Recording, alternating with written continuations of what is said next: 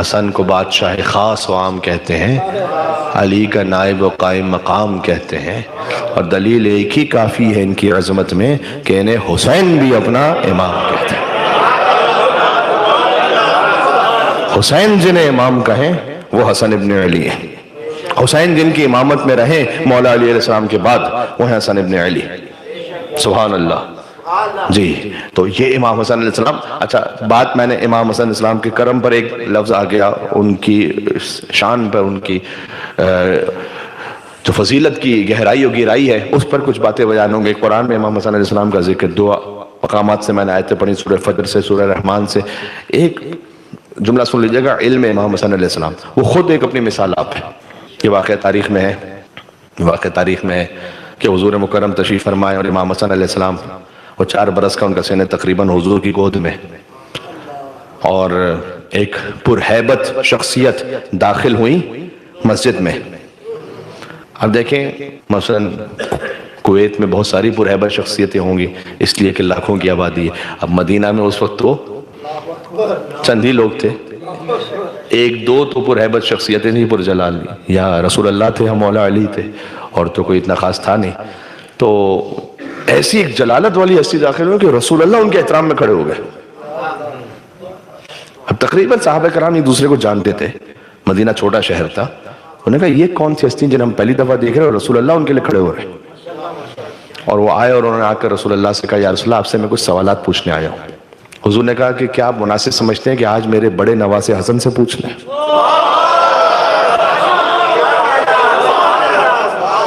اللہ اکبر۔ دیکھیں سبط اکبر امام حسن علیہ السلام کا ذکر کم ہوتا ہے، کبھی کبھی ہوتا ہے، تو میں چاہ رہا تھا کہ آج کی گفتگو منسوب رہے امام حسن مجتبیٰ علیہ السلام سے۔ جی کہ اور یقیناً امام حسین علیہ السلام آج راضی ہوں گے کہ ان کے برادر بزرگ اور ان کے امام مولا حسن مجتبیٰ علیہ السلام کا ذکر ہو رہا ہو۔ تو سبحان اللہ، حضور نے کہا کہ کیا مناسب، آپ جائیں کسی امام جماعت کے پاس، ان سے کوئی شرعی مسئلہ پوچھیں، ان کی گود میں ان کے نواسے بیٹھے ہوئے ہوں، 4 سال کے نواسے، وہ کہیں گے ان سے پوچھ لو۔ آپ کہیں گے کہ مولانا قبلہ ہم ان سے تو بہتر تھا کہ ہم، وہ خود ہی مجھے معلوم ہوتا، پھر میں ان سے کیا پوچھوں۔ اب لیکن چونکہ رسول اللہ نے کہا ہے اور وہ رسول کی معرفت رکھتے ہیں کہ یا رسول اللہ آپ کا حکم ہے تو میں یقیناً پوچھوں گا۔ اور وہ امام حسن علیہ السلام کو لے گئے مسجد کے کونے میں اور انہوں نے کچھ سوال پوچھے، اور جب واپس آئے تو حضور نے جو داہنے باہنے تھے نا لوگ، ان کا دماغ عقیدہ صحیح رہے اس خاطر ان بزرگ سے پوچھا کہ کیا آپ مطمئن ہو گئے؟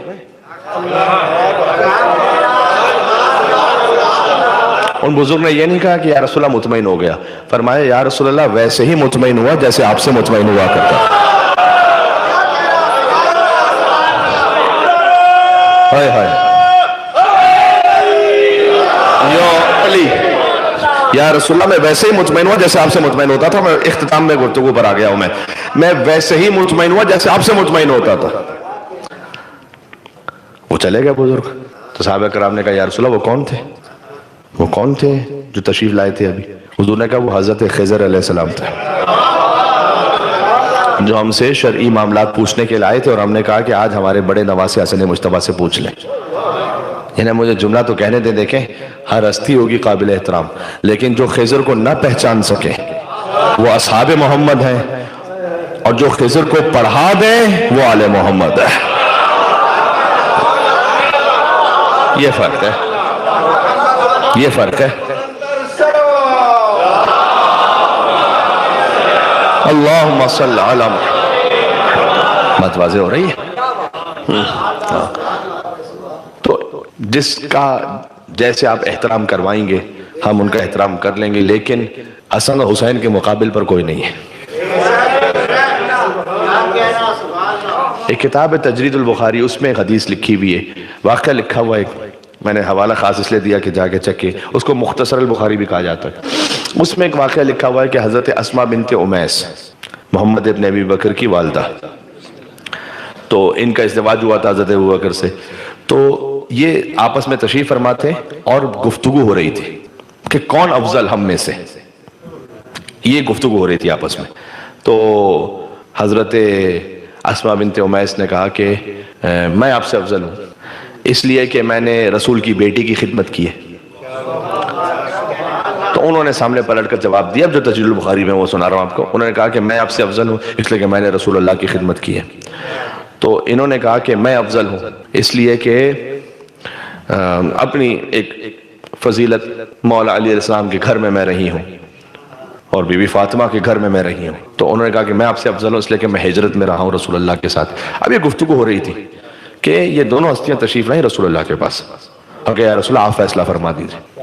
تو اس کتاب کا جملہ یہ کہ رسول اللہ نے فرمایا کہ آپ دونوں جو یہ سوال کرنے کے لیے آئی ہیں، اسما بنت امیس، آپ افضل ہیں۔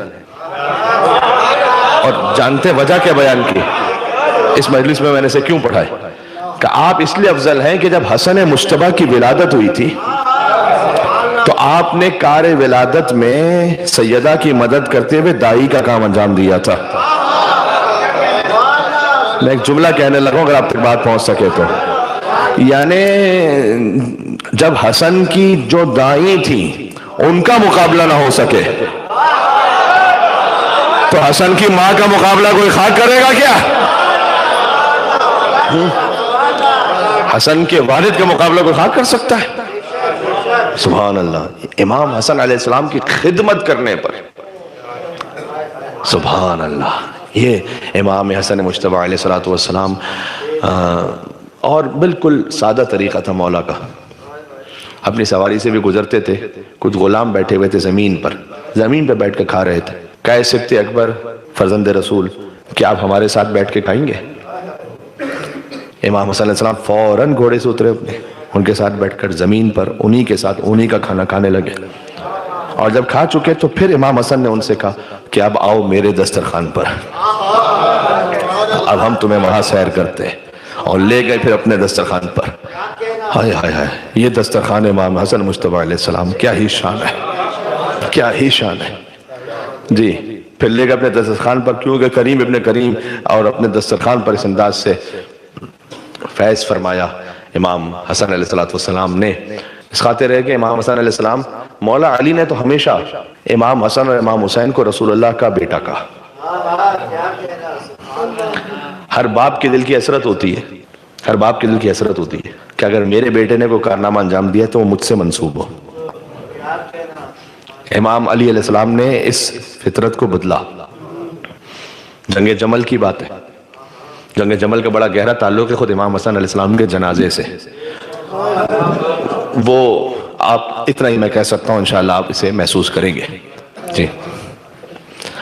چلے، میں جو واقعہ سنا رہا تھا وقت تمام ہو رہا ہے، میں انشاءاللہ کل اس کو سناؤں گا کہ جنگ جمل میں اس کا تعلق رسول اللہ سے بھی بنتا ہے، اور کل گفتگو ہوگی از اول تاخر انشاءاللہ حضور مکرم پر، انشاءاللہ شان رسالت پر۔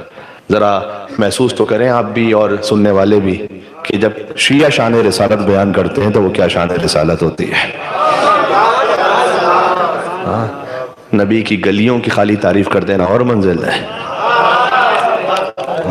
وہ بھی تعریف کے قابل ہے، وہ تو یقیناً اس میں کوئی شک نہیں ہے، لیکن میٹھا مدینہ کہہ دینا کچھ اور ہے، اور رسول کے نور کی تعریف جو امیر المومنین نے بیان کی ہے وہ بیان کرنا وہ کچھ اور منزل ہے۔